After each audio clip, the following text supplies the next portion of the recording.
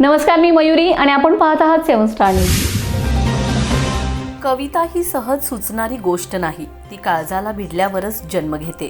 आजच्या धक्काबुक्कीच्या जगात माणसाला ऊर्जा देणारी, समाजाला आरसा दाखविणारी कविता निर्माण होणं काळाची गरज आहे, असे भावनिक प्रतिपादन 44व्या ग्रामीण मराठी साहित्य संमेलनातील कवी संमेलनाचे अध्यक्ष पुरुषोत्तम सदाफुले पाटील यांनी केले.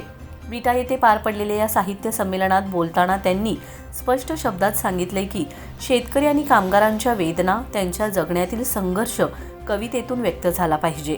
कविता केवळ सौंदर्यासाठी नसून ती समाजाला प्रबोधन करणारी असली पाहिजे.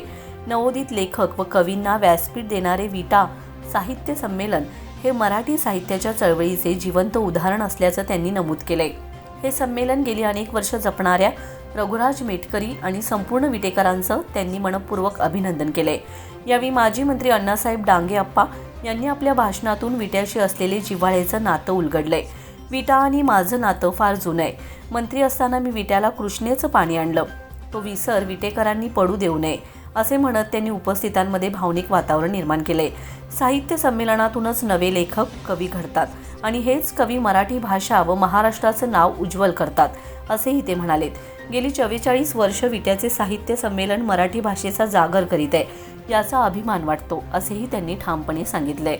या कवी संमेलनात तब्बल 105 कवींनी आपल्या कविता सादर करत श्रोत्यांना मंत्रमुग्ध केले. शेतकऱ्यांच्या वेदना, कामगारांचे दुःख, समाजातील असमानता, स्त्री भावना आणि माणुसकीचा शोध अशा विविध विषयांवर कविता सादर केलेत. साहित्य संमेलनात मान्यवरांचा सन्मानही करण्यात आलाय.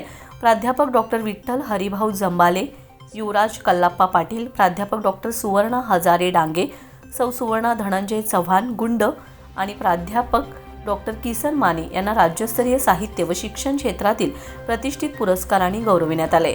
या कार्यक्रमाचे स्वागत व प्रास्ताविक हर्षवर्धन मेटकरी यांनी केले. सूत्रसंचालन वैशाली कोळेकर व सागर कचरे यांनी प्रभावीपणे पार पाडले. युवराज मेटकरी, योगेश्वर मेटकरी, डॉक्टर ऋषिकेश मेटकरी यांच्यासह अनेक साहित्यप्रेमी, कवी व श्रोते यावेळी मोठ्या संख्येने उपस्थित होते. या कार्यक्रमाच्या शेवटी राजू गारोळे यांनी आभार प्रदर्शन केले.